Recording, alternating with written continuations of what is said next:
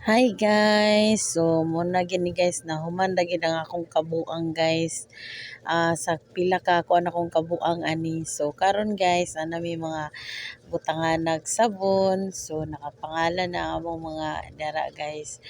Para dili may magbaylo-baylo or dili magpataka og gamit si James. So, kana na munang kang kang nana, kana saya nang sa susong na, kay syempre sa ikilikili and kan James para dili siya gamit sa iyang lawas anang para sa line guys. So kana guys muna among body wash, cream silk o sun silk o kani guys mo gining nadugay-dugay na mo guys. So although dili pangit man siya pagkabuhat pero at least ni arang-arang na gid siya guys.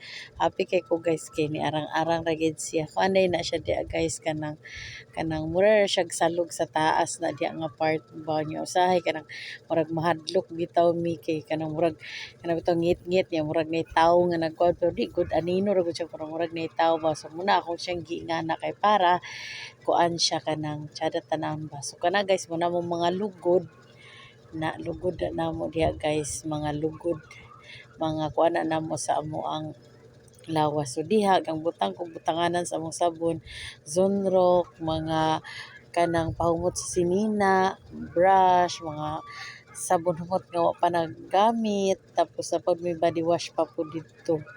Tapos kana may body wash pa dito nga wa naabrihan. So kana mga toothpaste nga pag ipanggamit ang butang ko guys kay para dili na siya magkatag-katag kayo mukat man gud to. So mura na guys. Muna ang akong update sa among CR nga akong gikabuangan. Sorry ate kay among gikabuangan imong CR na among mga lugod. Amo na nay mga pangalan ng mga lugod guys. Thank you.